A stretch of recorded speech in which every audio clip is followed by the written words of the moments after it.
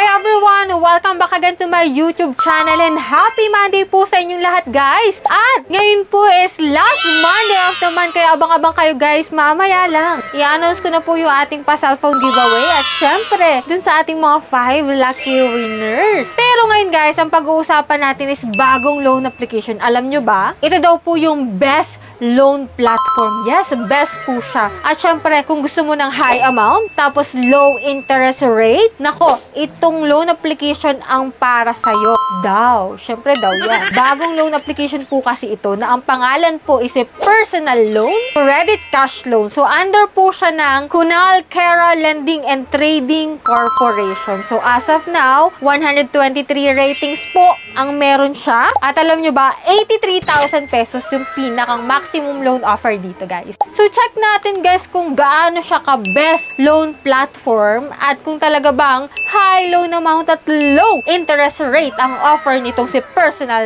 loan. So, ngayon, guys, announce ko na po sa inyo yung ating 5 lucky winners. At syempre, kung hindi ka pa dyan nakasubscribe, nako, malapit na tayo mag 100,000 subscriber. Nako, i-click mo na yung subscribe button kasi may pag-giveaway tayo dyan. At syempre, i-like itong video na to at mag-iwan ka na rin po ng comment dyan sa comment section para manalo ka na rin ng ating pa-cellphone giveaway. At ito na nga po yung ating lucky winner sa ating pa-cellphone giveaway. So, congratulations po sa'yo. Nako, i-claim nyo na po ang prizes nyo sa aking Gmail account at pwede mo pong i-convert yan into cash ha kapag ayaw mo ng cellphone. So, yan guys, marami nang nanalo at paulit-ulit pa rin nananalo. Kaya anong pang inaantay mo dyan? Click the subscribe button and turn on the notification bell. So, yan guys, so much for that. Puntahan na natin itong si personal loan kasi excited na rin po ako malaman kung siya po talaga ay best loan platform at may high amount at may low interest rate. So, if you're interested din sa application na to, so keep on watching.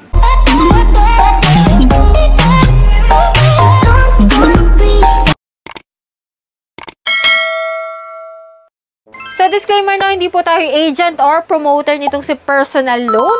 Bagong loan application to guys. Dapat silipin muna bago nyo siya i-install at i-download. If ever man na talagang best loan platform siya. So, dito guys, si personal loan po is 83,000 yung maximum loan amount. Pero yan po ay sa mga repeat borrowers lang. If ever na first time ka, magkano ba? Yan yung aalamin natin. Magkano nga ba ang pwede nitong ipautang sa atin? Kasi nakalagay na high amount tapos low interest pa. Check natin guys. So, ito yung mga nakalagay sa ads niya, no? Best loan up platform nga, easy loan, flexible repayment, no mortgage, fast loan, apply online, you can pass the review as soon as 3 minutes lang. Pwede mo na malaman kung rejected ka or pass. Hindi yung papasahin ka pa ng isang araw, ng ilang araw, bago malaman mo. So, dito guys, fast loan daw as 3 minutes. Certification platform, safe and reliable daw itong si personal loan.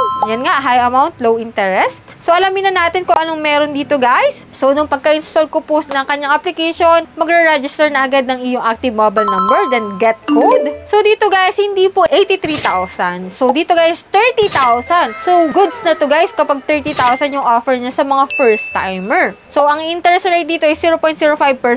Loan term is 121-day term. So, check natin guys. Kasi may nakalagay dito na our advantage.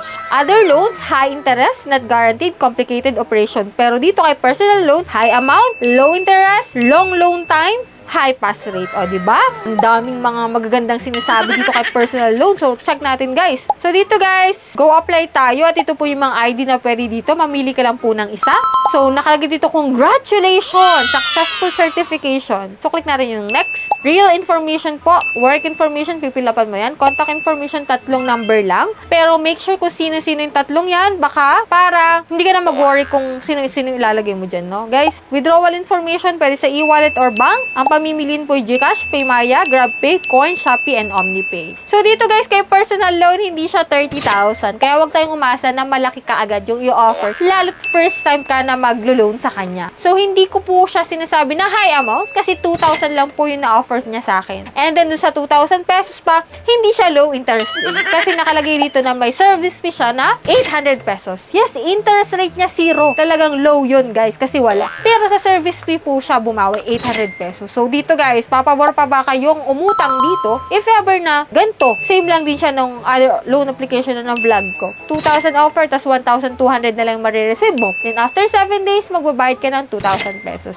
Pero hindi ko naman po sinasabi na pare-pareho tayo na ma-approve na loan amount na 2,000 din. So, nasa sa inyo na guys kung loan kayo dito kay personal loan. Kahit doon sa mga ads niya, ang ganda-ganda ng mga sinasabi niya. Best loan platform daw, high amount, low interest rate, pero hindi po, kabaliktaran po. Kasi dun sa nakita ko, 2,000 lang offer niya. High ba yun? Tapos, wala nga siyang interest, pero may service fee na 800. So, kung tutuusin guys, 7 days po, hindi po siya recommended para sa akin. So, nasa sa inyo na rin guys kung go pa rin kayo dito. If ever man na nakapag-try ka ng umutang kay personal loan at talagang nakita mo na siya ay low interest rate, na talaga siyang best loan platform, i-comment mo dyan yung experience mo at magkano na utang mo. Para at least, mapatunayan talaga natin na totoo yung mga sinasabi nyo. Pero dito sa vlog natin, nakita natin na 2,000 lang yung offer. 1,200 na lang marireceive mo. 7 days lang. So, nasa sa inyo na rin guys, ang desisyon kung maglo-loan kayo dito or hindi. So, sina-add ko na sa inyo yung loan details. Kayo na yung bahala talaga guys, to. Pero, payo ko nga, before kayo mag-apply sa isang loan application, dapat alam nyo kung magkano yung maloloan nyo,